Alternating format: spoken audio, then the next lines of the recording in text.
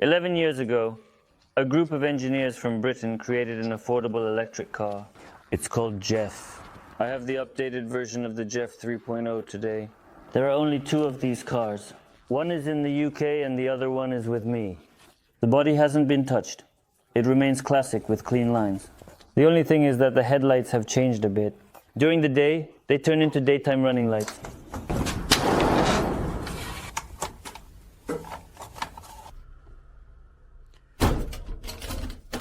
The headlights shine better and consume less energy than in the previous version.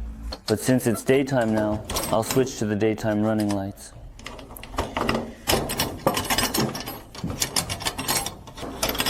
Just like with any car, you need to get used to this one too.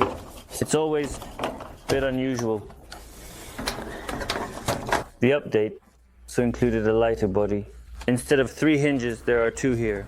That's more than enough because the door is very light. Many will say that the aerodynamics here aren't great. Maybe, but aerodynamics is needed for weak engines, for weak cars. If you have a powerful engine, it doesn't matter what your aerodynamics are. The engine here is quite powerful. It's hybrid, just like in the first version. Instead of an electrical power generator engine, as opposed to other systems, there's a propane-air mixture here in this particular setup. Under the hood there's a plate, just like on many modern engines. The only thing the driver can do here in this situation is to replenish the windshield washer fluid, such as, for example, he won't be able to do anything else here. They also solved the problem with the third seat. There were a lot of complaints about the lack of headroom for the third passenger. They managed to solve this problem here. There's no third seat. There's a flexible ceiling. This is done for safety, so that in case of a rollover, the driver doesn't get injured. Yeah, and also, instead of the usual safety belt, there's a helmet provided. This car has a very unusual key.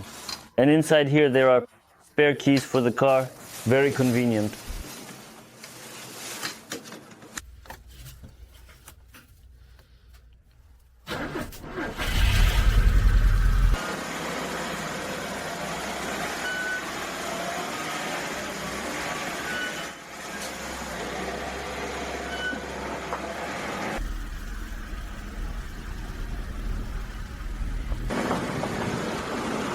Right after I hit the road, I noticed one significant drawback.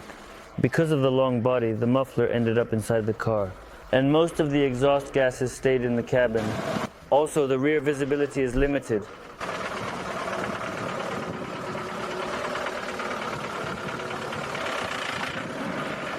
So, before driving around the city, I'll have to tweak it a bit.